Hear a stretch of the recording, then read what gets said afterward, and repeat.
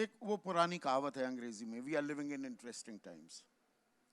पर जर्नलिज्म के बारे में आज कहा जाए we are living in difficult times तो शायद ज्यादा बेहतर होगा। उससे भी खतरनाक स्थिति है। देखिए, पहले नेता झूठ बोलते थे तो अखबार वाले, टीवी वाले उस झूठ का पर्दाफाश करते थे। अब तो नेता के झूठ बोलने से पहले वही झूठ टीवी वाले बोल देते हैं। और जब आप झूठ बोलते हैं, जब आप वायलेंस फैलाते हैं और अपनी भाषा में हिंसा का, एक्सक्लूजन का, दूसरे समुदायों को अलग करने का, असहमति रखने वालों को लिबरल, टुकड़े टुकड़े गैंग बताने का, देशद्रोही बताने का, इन सब मुहावरों का इस्तेमाल करते हैं, तो आप क्या कर रहे होते हैं? आप धीरे धीरे नागरिक को उसके नागरिक बोध और नागरिक अधिकार से बेदखल कर रहे होते हैं। उससे आप स्टेटलेस बना रहे होते हैं। जबकि हमारा आपका काम ये है कि हम नागरिक को सही सूचनाओं से इतना एम्पावर करें, निर्भीक सूचनाओं से इतना एम्पावर करें, सशक्तिकरण करें उसका, कि उसका अधिकार बोध, नागरिक बोध बड़ा होता जाए, मजबूत होता जाए और सचमुच लगे कि स्टेट जो है उसका सेवक है, उसका मालिक नहीं है। तो आज का जो टेलीविज़न चैनल है और जो मीडिया है, वो कहीं भी आप देखें, और भारत जैसे शिक्षित और शिक्षित अर्धशिक्षित समाज में, जहाँ पे बहुत सारे जो पिता हैं जो दहेज लेने के बाद जो मारुति ले लेते हैं और वॉशिंग मशीन ले लेते हैं, आपके घरों में भी आपके पिताओं को भी चेक कीजिएगा तो 20 साल से वो कोई किताब नहीं पढ़े हैं, लेकिन कश्मीर पे आपको ड्राइंग रूम में ज्ञान देते मिल जाएंगे आपको, है ना? तो अपने पिताओं को चेक कीजिए घर में, बहुत खतरनाक स्थिति में हम पहुंचते चले जा नहीं, रहे हैं। आजकल संविधान और की बड़ी दुहाई दी जा रही है बिल्कुल, रवीश। तो मैंने एक हमने राष्ट्रीय प्रवक्ता से पूछा कितने अनुच्छेद हैं, कितने आर्टिकल हैं, प्रियम्बल पढ़ के बता दो, तो नहीं पता था। नहीं पता रहेगा, हाँ। क्योंकि हमने संविधान के हिसाब से नागरिकता का निर्माण नहीं किया। शपथ तो हमने ली थी कि हम सब कुछ संविधान के हिसाब से करेंगे, व्यवस्था का भी निर्माण करेंगे और नागरिकता का भी निर्माण करेंगे, लेकिन नहीं कर पाए। बहुत लोगों ने तो अपनी जिंदगी गुजर गई, लेकिन संविधान की किताब अपनी आंखों से या स्पर्श करके नहीं देखी है, ना महसूस किया है। अब जबकि ये आंदोलन चल रहा है बहुत साथ, इसमें एक अच्छी चीज़ ये है कि लोग संविधान की बात कर रहे हैं, जो हमें एक अलग तरीके से, नए तरीके से एक नागरिक बनने की प्रेरणा देता है। लेकिन जब ये मीडिया इसको ख़त्म करने के प्रोजेक्ट में लग जाए, वो एक दीवार बन जाए, तो इसमें नागरिकों के लिए बहुत मुश्किल दौर आने वाले हैं। पर आप और नकारात्मक भी बहुत हैं नहीं, यही रवीश। सकारात्मक है आप जो मैं। मीडिया के हिस्सा हैं, आप एक चैनल के मैनेजिंग एडिटर हैं, सार्वजनिक मंचों से आप कहते हैं कि टीवी देखना बंद कर दो। हाँ, वो तो बहुत सारे टीवी को लोग कहते बेहतर हैं, करो या टीवी देखना ही बंद कर वो दो? दोनों है। आप अगर मेरा प्रोग्राम देखें तो मैं टीवी को बेहतर ही कर रहा हूँ, क्योंकि ज़्यादातर लोग जब मेरे बारे में बात करते हैं तो सोशल मीडिया में आईटी सेल ने जो धारणा बनाई है उसके रिस्पॉन्स में करते हैं। लेकिन आप मेरे प्रोग्राम के बारे में बात कीजिए ना, कि उसमें किस तरह का प्रयोग किया है।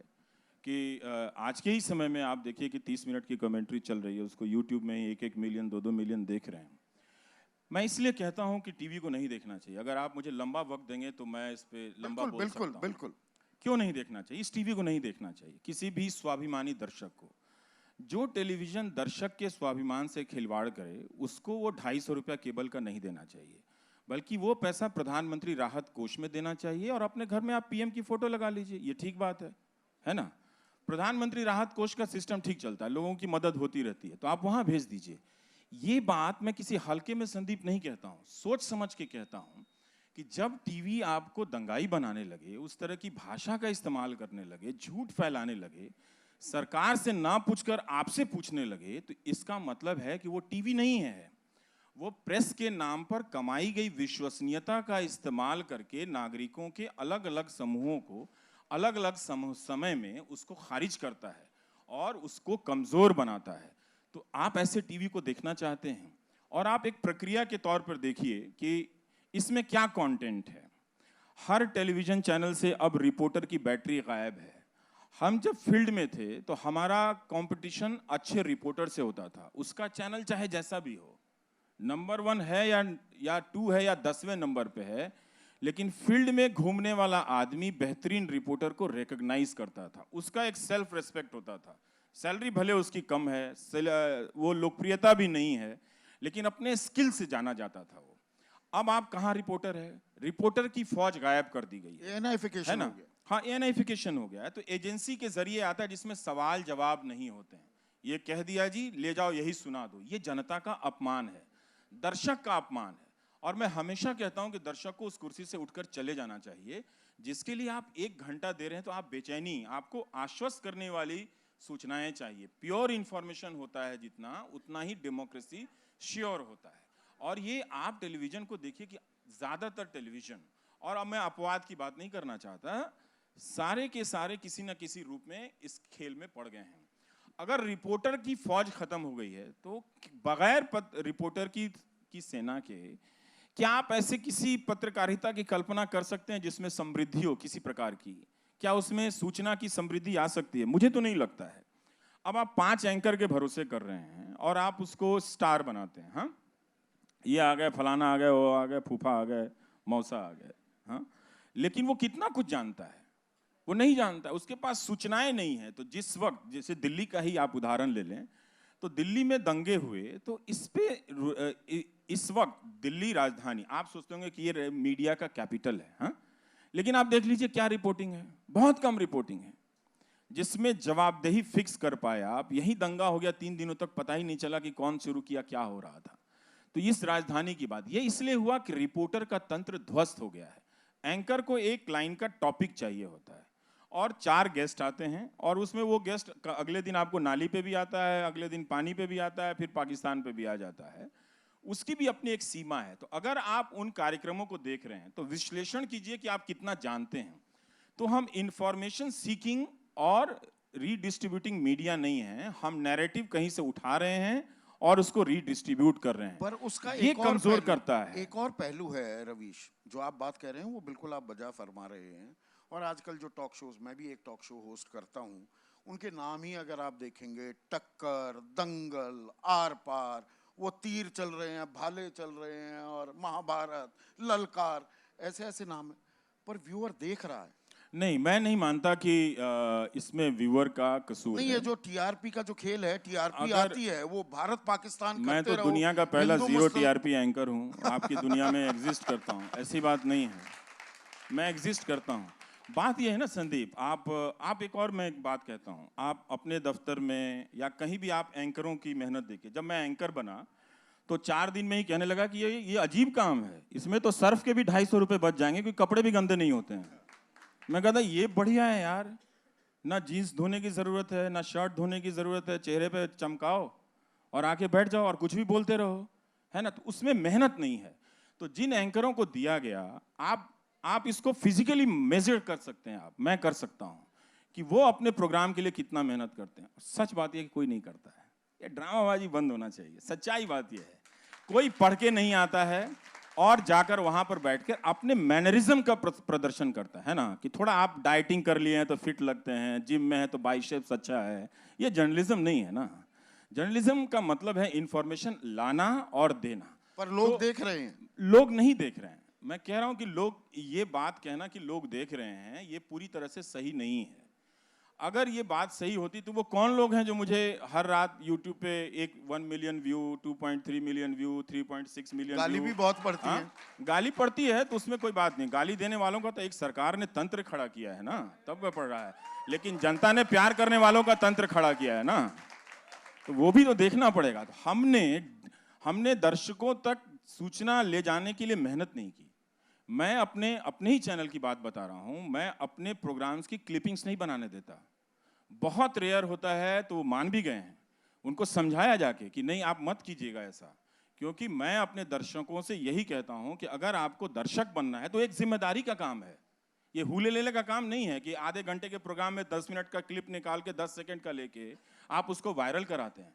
और आप देख लीजिए कि उसके कोई दूसरे छोटे बड़े क्लिप्स नहीं होते हैं, लेकिन तब भी 1 मिलियन क्लिप्स होते हैं। तो क्या ये खराब है? क्या सारी दुनिया मुझे देख लेगी? नहीं देखेगी, वो पर्याप्त है। नहीं तो है ना? YouTube क्या जरिया हो जाएगा? चैनल देखना मैं बंद कर दे, बता रहा हूं YouTube आपको, देखो। वहां पे एक नंबर लिखा होता है ना। टीआरपी का आप भी जानते हैं कि 20,000 मीटर का क्या फर्जीवाड़ा है, वो आपको पता है।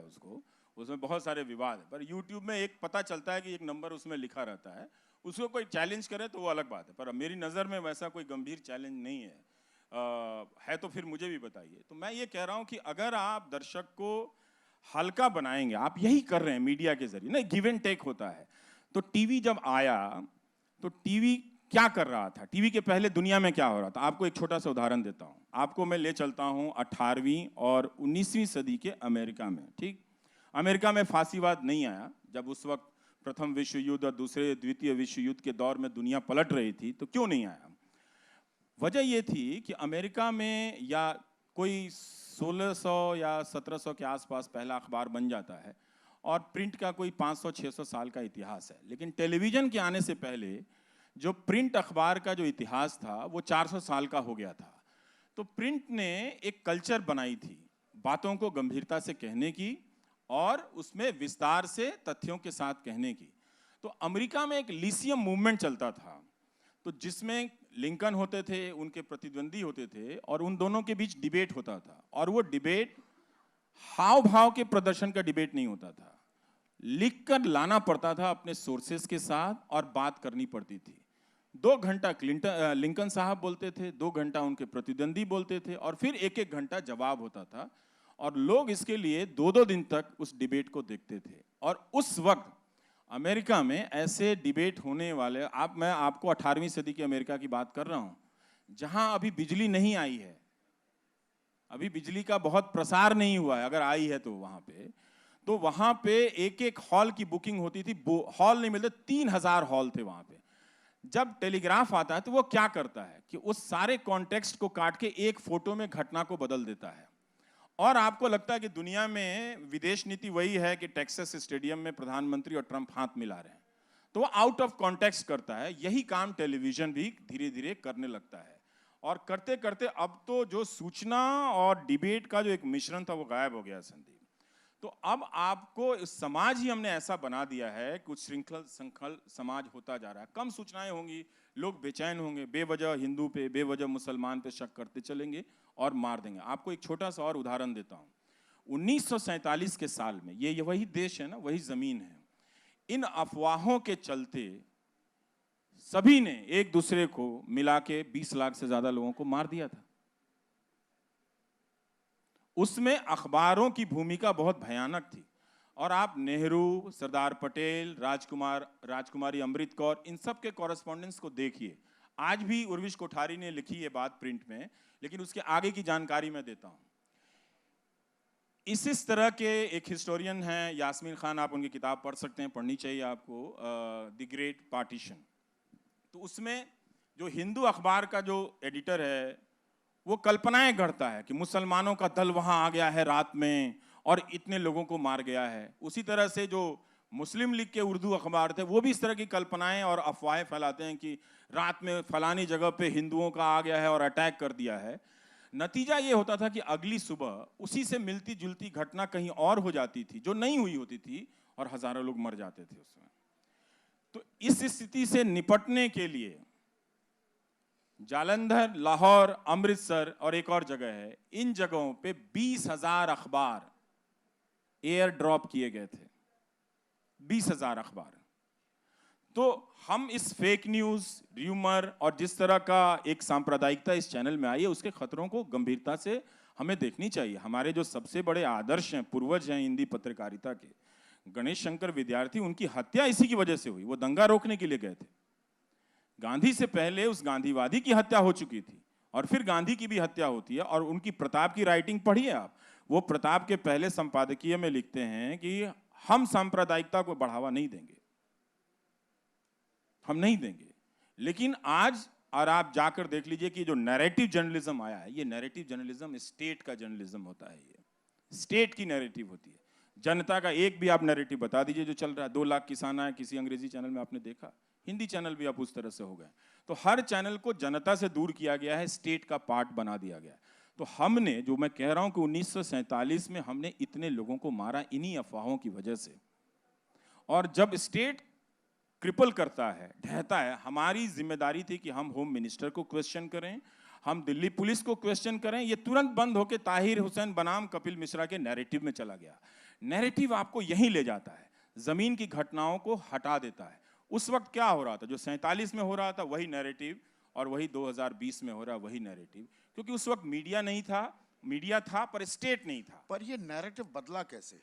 रवीश, बदला इसकी देखिए, भी लाल एक कृष्ण हिस्टोरिकल आडवाणी, प्रोसेस कल है। मैं राजदीप से भी यही बात पूछ रहा था। हाँ, लाल कृष्ण आडवाणी का वो फेमस कोट है, they were asked to bend, they began crawling। अब उसका अब कोई तो मतलब नहीं बिल्कुल रह ही गया है। साष्टांग हो गए अब वो हैं। ये जो कहने साष्टांग वाला क्यों हो ही गया है मीडिया? बेंड कर गया है, तो फिर उनके कोड को लेके हम क्यों बात कर रहे हैं, है ना? नहीं, पर आज की तारीख कहने में वाले साष्टांग, आडवाणी जी की ही क्या आपकी हालत है वो नजर जानते में होंगे। मीडिया साष्टांग हो गया है? खत्म हो गया है, वो पहले खत्म हो गया था। 2014 के पहले तो वो तालिबान आ गया, तालिबान चलता था हर चैनलों पे। एक चैनल पे दिन रात चलता था कि 2012 में दुनिया खत्म हो गई है ना? और कोई कोई एंकर भूतों के यहाँ चले जाते थे खंडहर में कि भूत खोज रहे हैं रात को। अभी भी खोज रहे हाँ, हैं। वो अभी भी खोजते हैं। मैं तो अब टीवी नहीं देखता, लेकिन अब बताइए, अभी भी खोज रहे हैं। तो भूत खोजते हैं, क्या आप इसकी पढ़ाई इसी के लिए पढ़ रहे हैं कि रात को जाके भूत खोजेंगे आप? खोजिए फिर, मुझे तो इसका कुछ कहना नहीं है। फिर कहना बहुत जरूरी था। दर्शक होना बहुत जिम्मेदारी का काम है, ये हंसी मजाक का नहीं है। आपको हंसी मजाक करना है तो उसी चैनल पे बहुत सारे बकवास प्रोग्राम आ रहे हैं, उसी टीवी पे, आप वो देख लीजिए। लेकिन हमने इसको बिगाड़ा, स्पीड न्यूज लेके आए। स्पीड न्यूज क्या था संदीप? वो था कॉन्टेक्स्ट को खत्म करना। जब तक आप देख रहे हैं एक लाइन में सचिन ने छक्का लगा दिया, दूसरे लाइन में 300 आदमी मर गया, चौथे लाइन में वो चीन पहुंच गया। तो कोई कॉन्टेक्स्ट, समझदारी की चीजों को खत्म किया गया। वो पहला टिकटॉक था, है ना? और आज आप टिकटॉक में क्या करते हैं? जो स्पीड न्यूज में कर रहे थे वही आप कर रहे थे। अगर हम इस तरह का अगंभीर, अस्थिर समाज बनाएंगे तो उसका नुकसान हमको भी एक दिन होने वाला है। कि आखिर आप इस पागलपन के दौर में कब तक आप इसको, इस झंझावात को सहते रहेंगे? आप एक व्यक्ति है ना, आपका स्टेट खत्म हो गया है। आप देखिए कि कोई पुलिस का प्रोटेक्शन नहीं है। लोग खुलेआम मेरे बारे में ही आज ही लिख रहे हैं कि गोली मार दो इसको, कोई एक्शन नहीं है। क्या पहले यह संभव था? ये पहले संभव नहीं था, क्योंकि टेक्नोलॉजी ने आके इस प्रक्रिया को और तेज बना दिया है। दिन दुनी रात चौगुनी, इस तरह से उसका स्पीड काफी बढ़ा दिया है। तो अब आप कोई स्टेट नहीं है। उस वक्त 47 का बता देता हूं, कभी पूछिए कि सरदार पटेल क्यों नहीं दंगा रोक पाए? इसलिए कि 22,000 अंग्रेजों की सेना थी, उसमें से 13,500 विदेशी थे, चले गए अपना सामान बांध के। जब अनाउंस हुआ कि हिंदुस्तान आजाद होगा तो उन्होंने कहा तुम जानो। बनारस का कह रहा है, जो कलेक्टर था वो शाम को ड्रिंक कर रहा है, अपना पार्टी का प्लान कर रहा है, सोच रहा अगल बगल शिकार है कहीं पे, वो कर लेते हैं, लोग मर रहे हैं, लोग मदद के लिए जा रहे हैं। तो हम जब नया भारत, नया पाकिस्तान बना तो स्टेट नहीं था ही नहीं, हमारे पास सिपाही नहीं था, पुलिस नहीं थी। तो एक साथ पुलिस बना रही है, उसको उस तरह से अरेंज किया जा रहा है। और यहां वहां से जिन रजवाड़ों के पास छोटी छोटी टुकड़ियां बच गई थी, जिनके पास अपनी प्राइवेट आर्मी थी, उनके मदद की ली गई। यही अलवर में और भरतपुर में, उसमें एक रेफरेंस आता है यास्मीन खान, मैं सोर्स भी बताता हूं जो मैं पढ़ता हूं ताकि आप लोग भी पढ़ें, कि वो राजकुमार साहब जीप में जा रहे हैं सुकेश, और वो लिख रहे हैं कि आज मैंने दौड़ा दौड़ा के मारा, 30,000 मेवों को मारा है दिल्ली के बगल में। हम हिटलर के जर्मनी की बात करते हैं, 30,000। पूरा पंजाब में आप जाके देखिए कि सिखों को किस तरह से मारा गया, हिंदुओं को मारा गया। नोआखली में जाकर देखिए। और जब गांधी क्यों जा रहे थे बिहार में और नोआखली में, बिहार में मुसलमानों ने हिंदुओं को जमकर मारा, वहां पे नोआखली में हिंदुओं ने बिहार में मुसलमानों को मारा, और वहां पे मुसलमानों ने हिंदुओं को मारा। तो गांधी जा रहे थे, गांधी को पता था कि इस हिंसा का बिना शर्त इसका प्रतिरोध करना है और प्रायश्चित करना है। क्यों? क्योंकि इसकी मेमोरी ट्रेवल करती है। जो लोग मारे गए, लाखों लोग, वो तो भूल नहीं पाए होंगे, उनके आसपास के परिवार के लोग सदमों में रहते होंगे, फिर वो कम्युनिटी नैरेटिव बनती चली जाती है।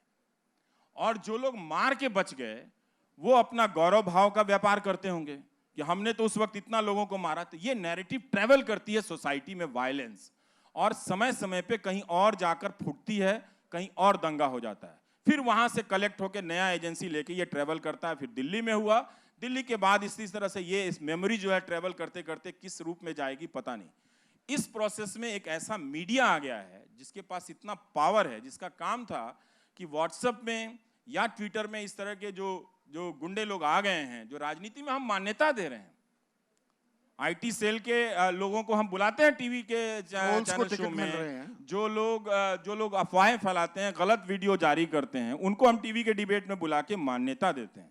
तो मीडिया जो है वो इस खेल में लग गया है। तो इसीलिए मैं कह रहा हूं कि टीवी का जो ये दौर है, इसमें कोई सूचना नहीं है, तो आपको कोई घाटा नहीं होगा अगर आप नहीं देखेंगे। आप इतने नकारात्मक नहीं, मैं ये पॉजिटिव बात बोल रहा हूं। मेरे अगर आप 6 महीने के लिए आप टीवी छोड़ दें तो बहुत पॉजिटिविटी आएगी समाज में। तो आपको लगेगा कि समाज में ये लोग इस तरह से बैठ सकते हैं।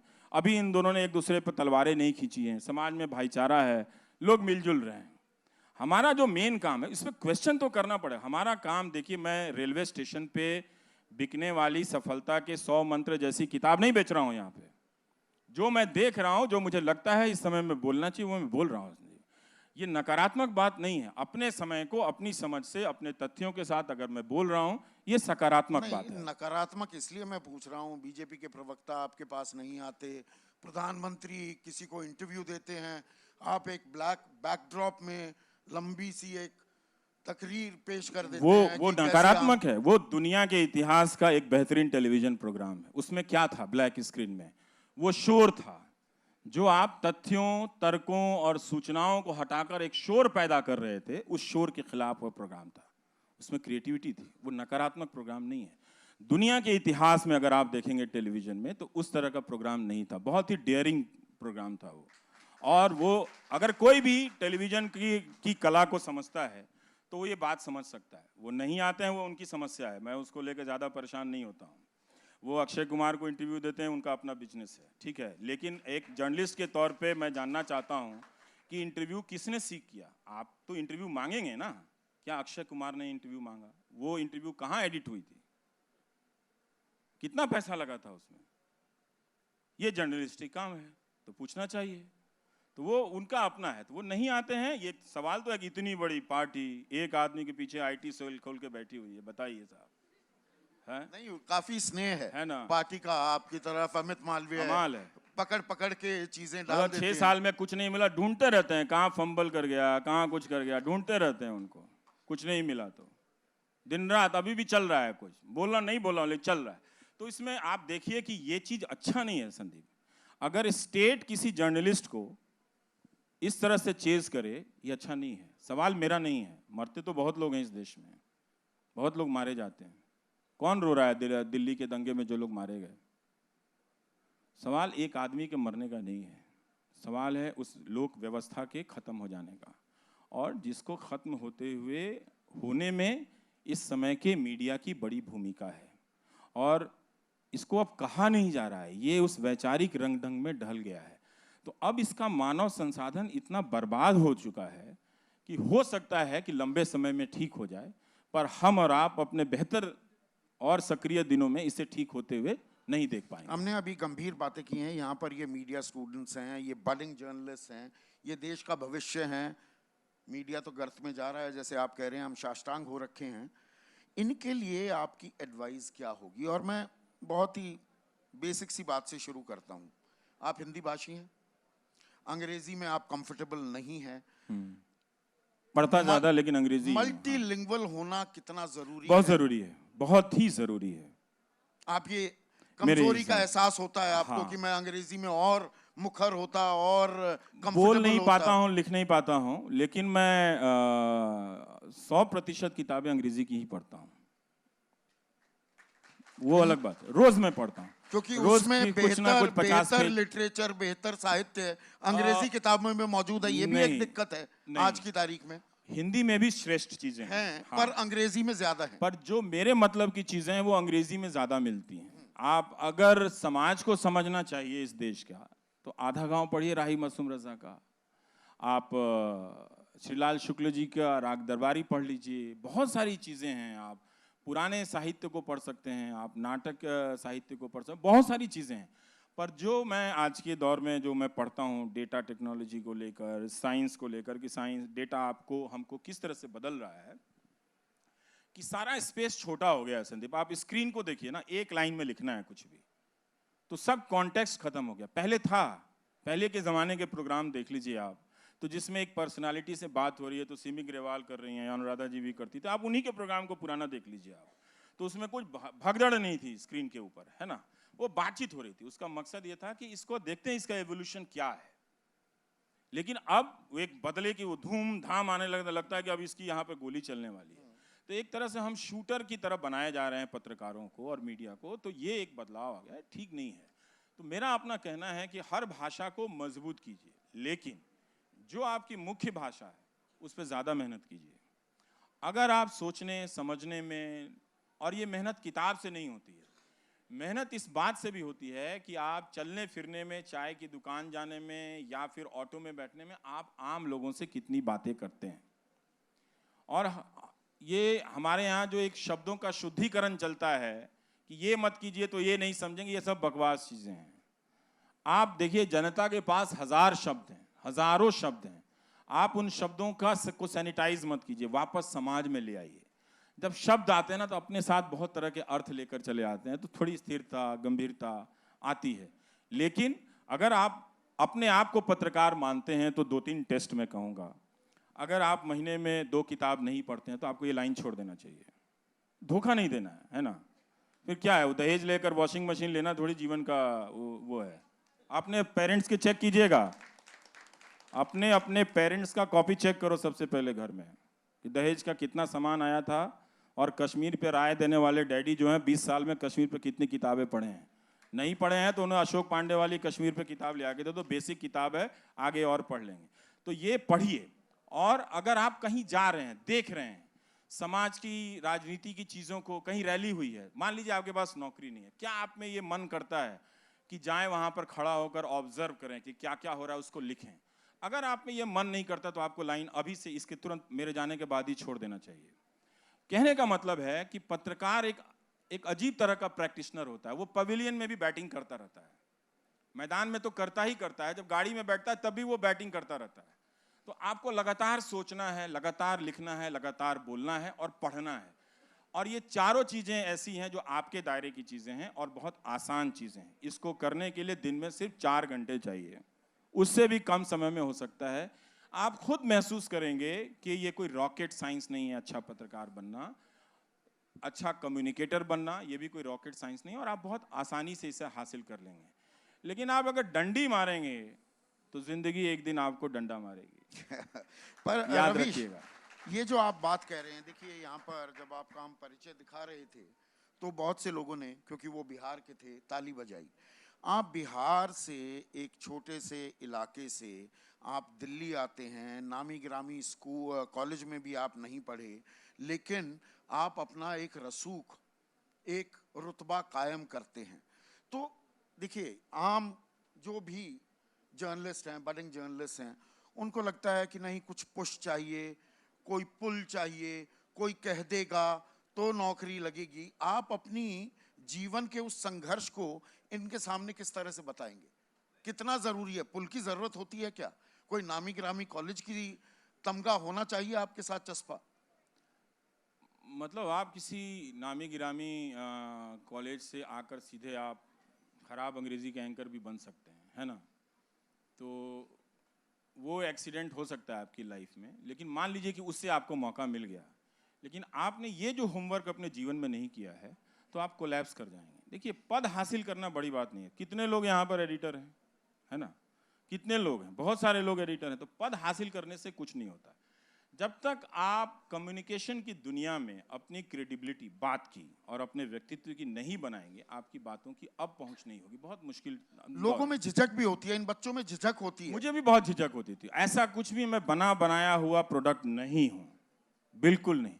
लेकिन मेरे अंदर एक खूबी है कि मैं अपने साथी से भी सीखता हूं। जब मैं फील्ड में गया था तो मैं बहुत अच्छा रिपोर्टर नहीं था, लेकिन मैं ये तुरंत पहचान गया था कि ये भाई साहब बहुत अच्छे रिपोर्टर हैं, इनके पास सोर्स है, सोर्स से बात करने की कला है। तो मैं सीखता था कि ये कैसे ये लोग बात करते हैं, सबको ऑब्जर्व करता था। तो बहुत लोगों से खुद सीखा। अगर आप सोचेंगे हमको कोई ज़रूरत नहीं है, ये आप हैं, ये तो इनको कुछ आता नहीं है और ये नहीं, हम अपना कर लेंगे, तो इसमें आप सीखते नहीं हैं। इसमें इतने सारे लोगों में एक आदमी की दुकान चल जाएगी, बल्कि 90% लोग फेल हो जाएंगे। अगर 90% लोगों को सक्सेस रेट में आना है तो मेरे रास्ते पे चलना पड़ेगा। आपको थोड़ा स्ट्रगल करना पड़ेगा, दफ्तर में उतार चढ़ाव होता रहेगा, लेकिन आप अपनी पढ़ाई, लोगों से मिलना, स्टोरी सर्च करना, लिखना, ये आपका ये प्रभावित नहीं होना, दरवाजे खोल के रखना होगा। और ये सब जो इंक्रीमेंट के दिनों में भी लोग चले आते हैं, कहते तुम्हारा नहीं हुआ, मैं तो ये स्टोरी नहीं करूंगा, ये काम मैंने नहीं किया जीवन में। मैं अपनी स्टोरी, अपने काम को लेकर उसको एक अलग डिपार्टमेंट मानता था कि वो मेरा है, मेरे जीवन का, मेरे शरीर का, मेरी आत्मा का हिस्सा है। तो मैंने उसके साथ कोई बेईमानी, आलस उसके साथ नहीं किया। बाकी ज़िंदगी में कौन लोग मुझसे आगे चले गए, अभी भी मुझसे कई लोग आते हैं, कहते हैं कि वो मुझसे आगे चला गया, मैं कैरियर में 6 साल उससे सीनियर हूँ, तो मुझे ये बात सचमुच समझ में नहीं आती है।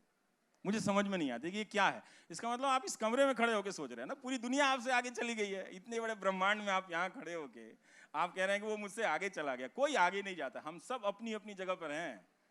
तो आप जितनी तैयारी करेंगे उतना आप बेहतर हो। सेल्फ एक्चुअलाइज करना हाँ, है। इस फील्ड में यही हासिल करना चाहिए कि आप सूचना को, कहानियों को कितनी रचनात्मकता के साथ, विश्वसनीयता के साथ और इंसानियत के साथ लोगों तक पहुंचा सकते हैं, ये हासिल करना चाहिए।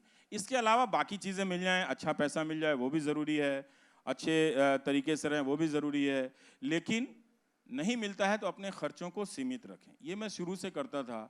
मुझसे कम कमाने वाले लोग भी जाकर लोन पे बड़ी गाड़ी खरीद लेते थे, मैंने आज तक नहीं खरीदी, है ना।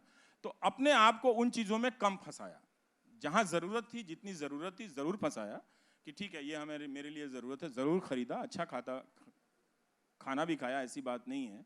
लेकिन जब आप लोगों के बीच विश्वसनीयता हासिल करते हैं, प्यार करते हैं, तो वो सब चीज़ें जो आप ज़िंदगी में छोड़ देते हैं लोग पूरी कर देते हैं। लोग मुझे चना भी भेज देते हैं, लोग मुझे मिठाइयाँ भी भेज देते हैं। अब कुछ सवाल ले लेते और ये जो मोजे पहन के आए हैं वो भी लोगों ने भेजे हैं। अरे वाह। कि किसी ने कहा कि आपका मोजा फटा हुआ है तो 1 दर्जन मोजा भेज दिया उन्होंने। वो भी यहाँ से नहीं, कैलिफोर्निया से।